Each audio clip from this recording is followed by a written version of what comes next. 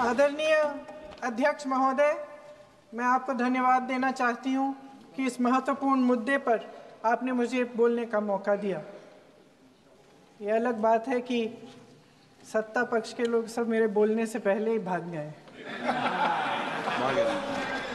आइए आइए, आपको देख के मैं खुश थी कि आप वापस आ गए।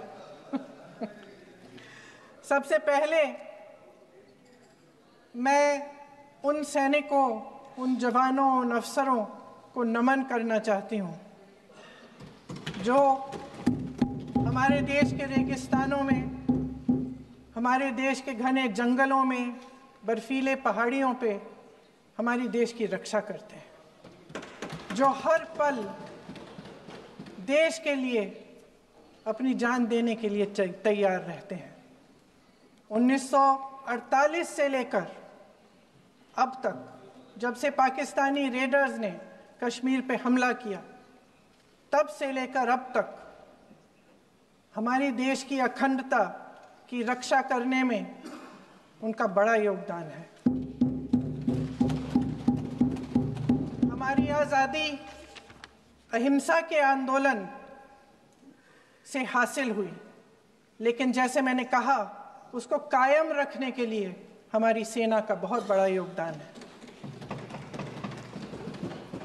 अध्यक्ष महोदय, कल मैं सदन में बैठी हुई सबके भाषण सुन रही थी।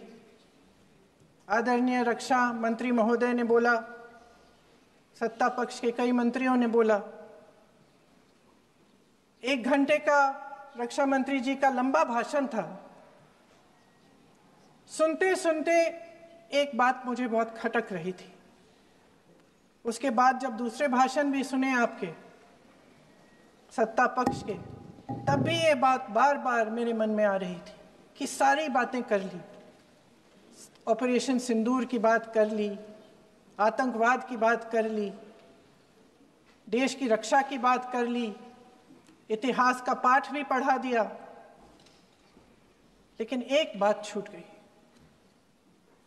उस दिन 22 अप्रैल 2025 को जब 26 देशवासियों को अपने परिवार के सदस्यों के सामने खुलेआम मारा गया, तो ये हमला कैसे हुआ, क्यों हुआ?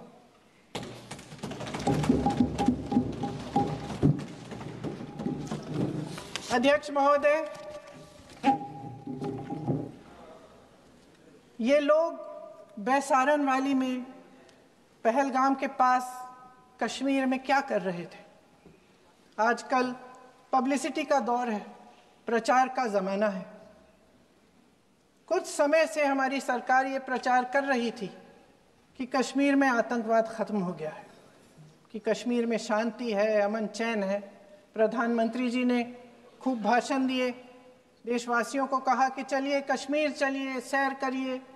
कई बार मैंने ये भी देखा मीडिया पर, टीवी पर, कि कश्मीर जाइए, ज़मीन खरीदिए, अब वहाँ अमन चैन है, शांति का वातावरण है।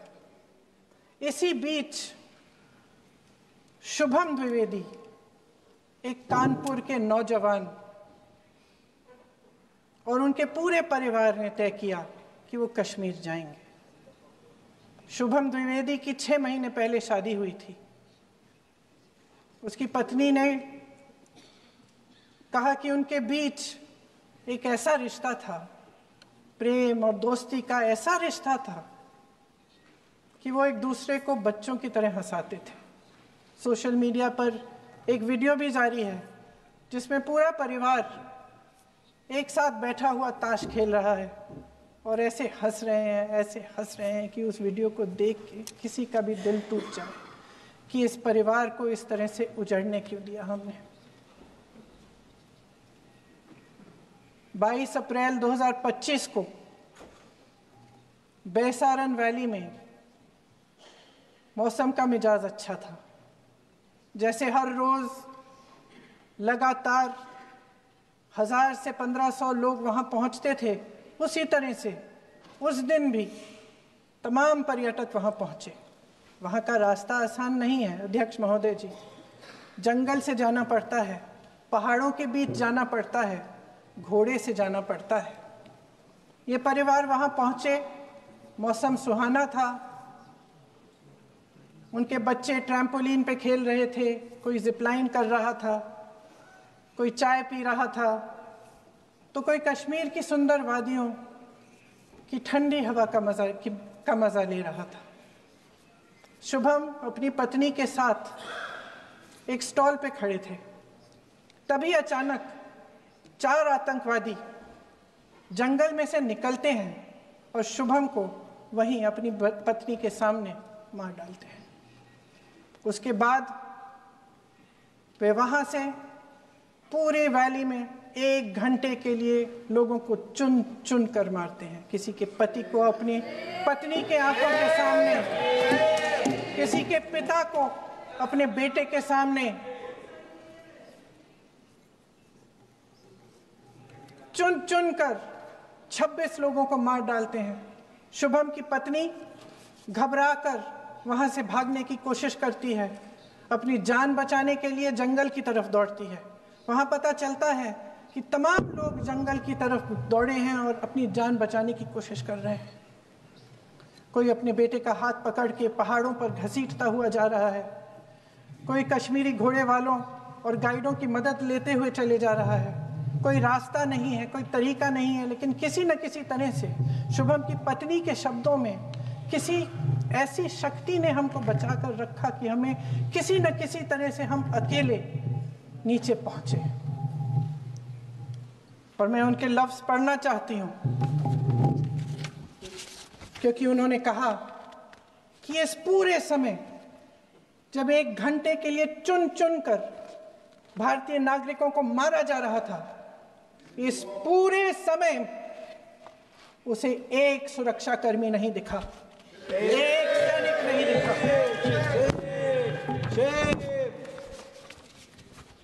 शुभम की पत्नी ने कहा, कोट, मैंने अपनी दुनिया को खत्म होते हुए देखा।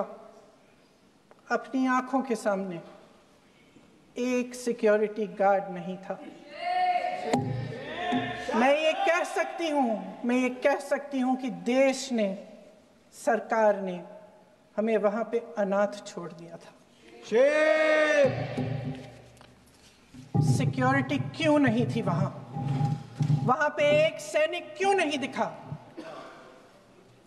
क्या सरकार को मालूम नहीं था कि यहां रोज 1000 से 1500 पर्यटक जाते हैं? क्या सरकार को मालूम नहीं था कि यहाँ के पहुंचने के लिए जंगल के रास्ते से जाना पड़ता है? अगर कुछ हो जाएगा तो लोग वहां से निकल नहीं पाएंगे। एक चिकित्सा का इंतजाम नहीं था, फर्स्ट एड का इंतजाम नहीं था, कोई इंतजाम नहीं था, ना सुरक्षा का ना फर्स्ट एड का। इन लोगों को भगवान भरोसे छोड़ दिया गया। ये लोग वहां पे इस सरकार के भरोसे गए और इस सरकार ने उन्हें भगवान भरोसे छोड़ दिया।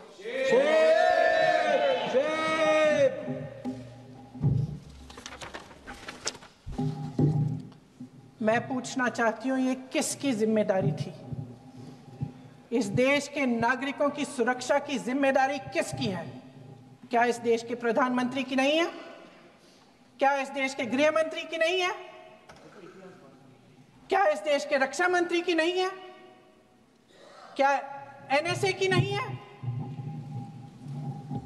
अध्यक्ष महोदय, पहलगाम हमले से सिर्फ 2 हफ्ते पहले हमारे गृह मंत्री महोदय जी कश्मीर गए थे। किस लिए गए थे? जो सुरक्षा की व्यवस्था है इसको देखने के लिए गए थे, इसको रिव्यू करने के लिए गए थे। और उन्होंने वहां कहा कि आतंकवाद पर विजय प्राप्त हुई है। ये 2 हफ्ते पहले है।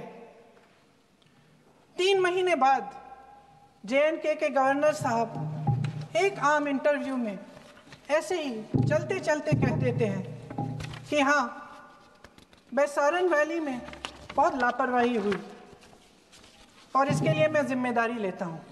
ऐसे ही चलते चलते, और वो बात होती है, ख़त्म भी वहाँ होती है और वहीं ख़त्म हो जाती है। उनसे जिम्मेदारी ली भी नहीं जाती, कोई सवाल नहीं उठाता, कोई जवाब नहीं देता। अध्यक्ष महोदय, उस हमले की जिम्मेदारी एक आतंकवादी गुट जिसका नाम टीआरएफ है थोड़े दिनों बाद लेती है। कौन है ये टीआरएफ? 2019 में ये गुट बना। 2020 में इसने कश्मीर में आतंकवाद का काम शुरू कर दिया और अप्रैल 2020 से लेकर 22 अप्रैल 2025 तक इन्होंने 25 आतंकवादी हमले किए। गृह मंत्री महोदय ने जब यूपीए सरकार के समय के आतंकवादी हमले गिने तो लगभग 25 गिनवाए थे अभी अपने भाषण में। इस गुट ने कश्मीर में 25 हमले 2020 और 2025 के अंदर एक पूरी लिस्ट है इन हमलों की। मेरे पास इतना समय नहीं है इसलिए मैं एक एक को नहीं पढ़ना चाहती, लेकिन मैं इतना कहूंगी कि इनमें रियासी का हमला भी था 2024 का, जिसमें 9 लोग मारे गए और 41 लोग घायल हुए।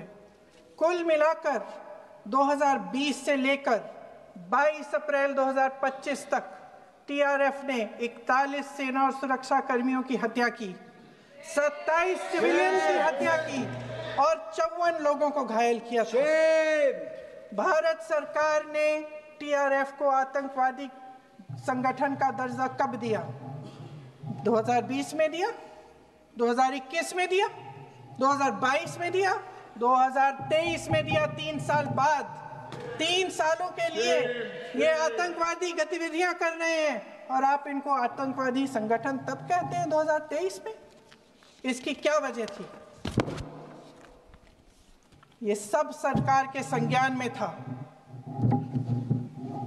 और आप मुझे बताना चाहते हैं, सत्ता पक्ष के नेता बताना चाहते हैं कि ये सब आपके संज्ञान में था, लेकिन कोई भी एक ऐसी एजेंसी नहीं है हमारी सरकार की जिसको पता चला कि ऐसा हमला, ऐसा भयानक हमला होने जा रहा है हमारे देश में, कि पाकिस्तान में बैठे हुए इस हमले की योजना बन रही है कि हम भारत जाके हैवानियत करेंगे, 26 लोगों को मार डालेंगे और हमें पता ही नहीं है।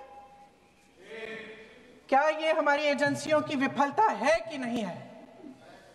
ये बहुत बड़ी विफलता है, ये एक बहुत बड़ी विफलता है।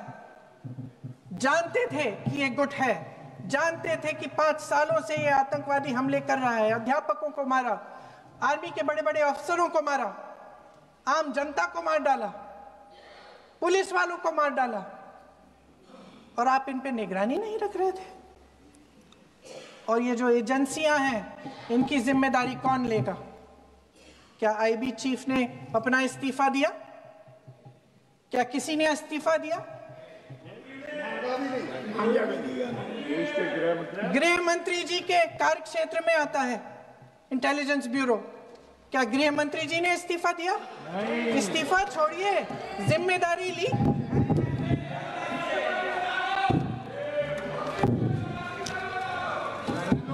साहब देखिए, इतिहास की बात आप करिए, मैं वर्तमान की बात करना चाहती हूँ। आपको तो एक बहाना चाहिए, आपको तो एक बहाना चाहिए। पूरे परिवार का नाम गिनवा देते हैं। अरे अपनी जिम्मेदारी खुद लीजिए। 11 सालों के लिए तो सत्ता में आप हैं। नेहरू को छोड़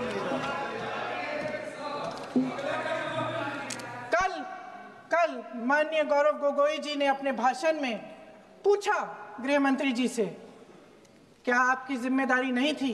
मैं देख रही थी।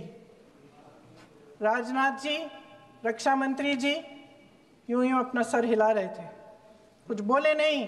अंदर से ये महसूस हुआ होगा कि यहाँ कुछ जिम्मेदारी थी, लेकिन माननीय गृह मंत्री महोदय जी हंस रहे थे, वे हंस रहे थे।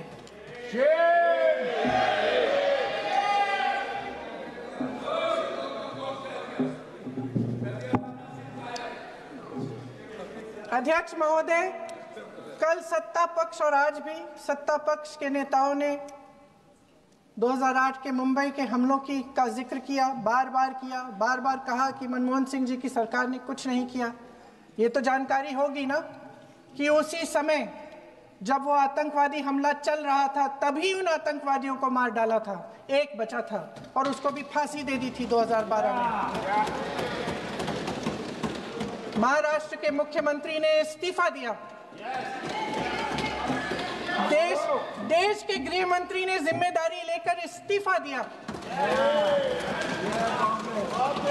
एक जवाबदेही थी पब्लिक के प्रति, एक जवाबदेही थी इस देश की जनता के प्रति, इस देश की धरती के प्रति।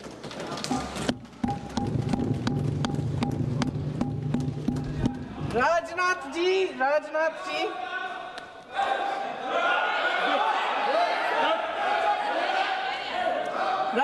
जी तो पुलवामा, उरी और पठानकोट के समय गृह मंत्री रहे थे। आज वे रक्षा मंत्री हैं और हमारे गृह मंत्री महोदय श्री अमित शाह जी के नाक के नीचे पूरा मणिपुर जल गया, दिल्ली में दंगे हुए, पहलगाम में हमला हुआ और आज भी वे उसी पद पर बैठे हैं। क्यों? अध्यक्ष महोदय, बमबारी से अखबारों के हेडलाइन बनते हैं, मगर कहानी सुरक्षा में की चूक में भी है। आज देश खोखले भाषण नहीं सुनना चाहता, देश जवाब चाहता है, तसल्ली चाहता है कि सच उससे छिपाया नहीं जाएगा।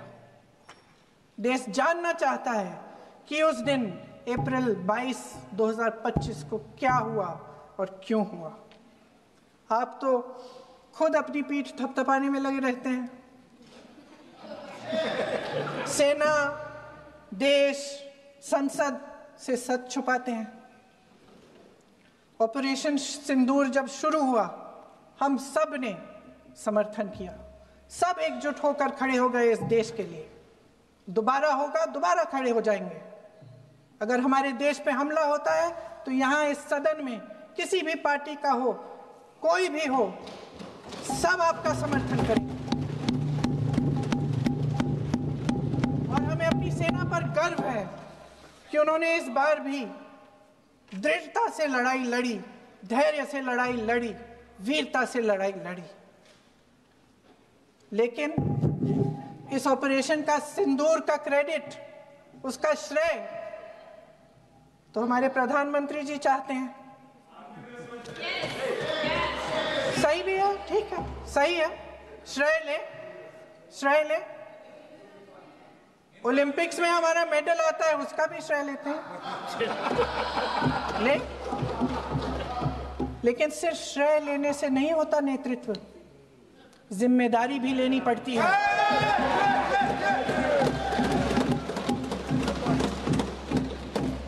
देश के इतिहास में ये पहली बार हुआ,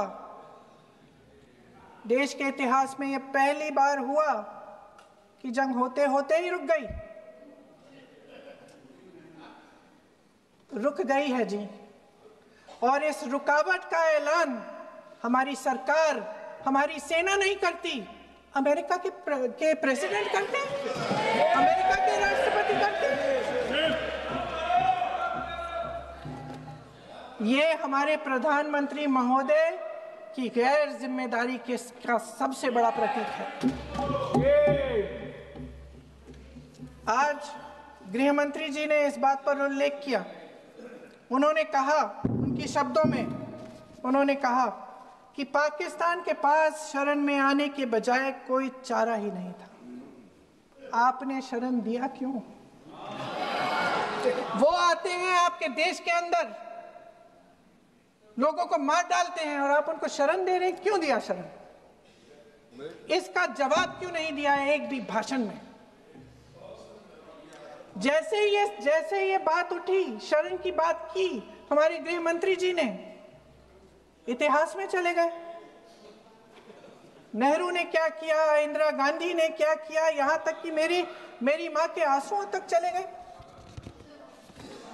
लेकिन इस सवाल का जवाब नहीं दिया कि ये सीज फायर हुआ क्यों, ये जंग रुका क्यों, और तब क्यों रुका जब दुश्मन के पास कोई चारा नहीं था हमारे श्रेय में आने के बजाय। क्यों रुका ये जंग? इसका जवाब नहीं दिया। धन्यवाद। आप देंगे?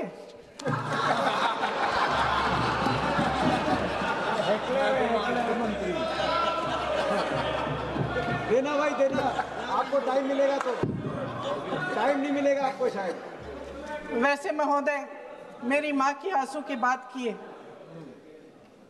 मैं इसका जवाब देना चाहती हूँ। मेरी माँ के आंसू तब गिरे जब उनके पति को आतंकवादियों ने शहीद किया, जब वे मात्र 44 साल की थी। और आज अगर मैं इस सदन में खड़ी हूं और उन 26 लोगों की बात कर रही हूं, मैं इसलिए कर रही हूं क्योंकि मैं उनका दर्द जानती हूं, महसूस करती हूं।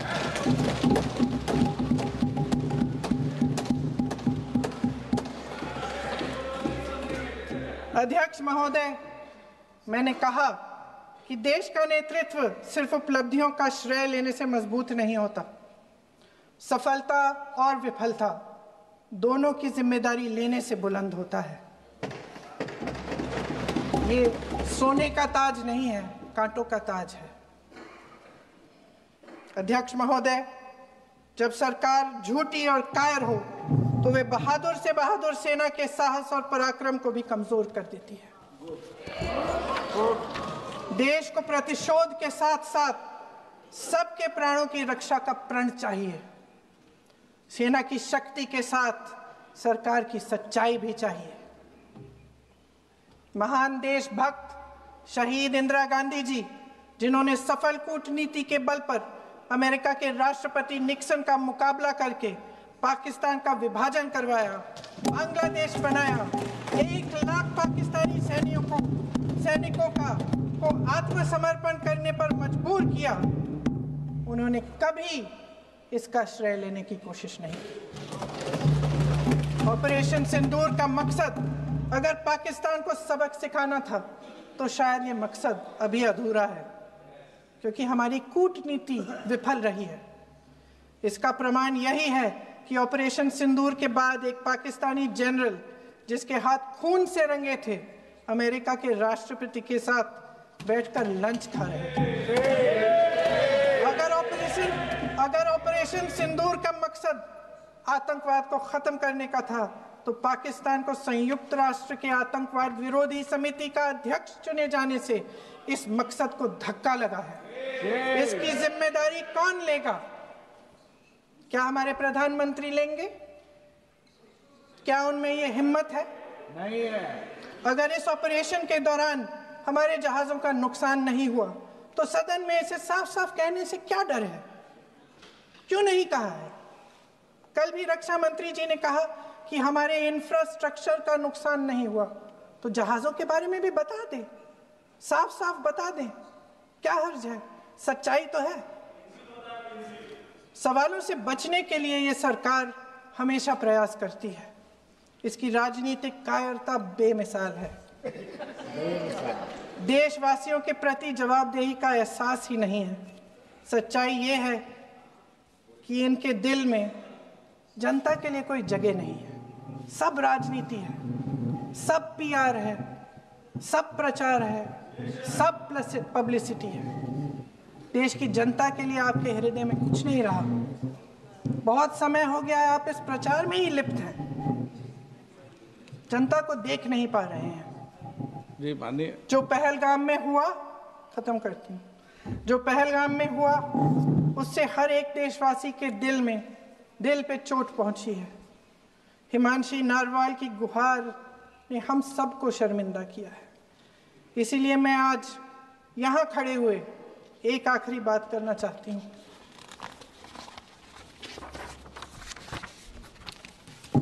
इस सदन में लगभग सभी के पास सुरक्षा है, सुरक्षा की व्यवस्था है। हम जहां भी जाते हैं हमारे साथ सुरक्षा कर्मी आते हैं। आपको भी मिल जाएगी, आप मंत्री बन जाएंगे, आपको भी मिल जाएगी। मैं मजाक की बात नहीं कर रही हूँ, थोड़ा सा धैर्य रखिए। उस दिन पहलगाम में 26 परिवार उजड़ गए। 26 लोगों को अपने परिवार के सदस्य के सामने मारा गया। 26 बेटे, पति, पिता गुजर गए। उनमें से 25 भारतीय थे। भारतीय थे।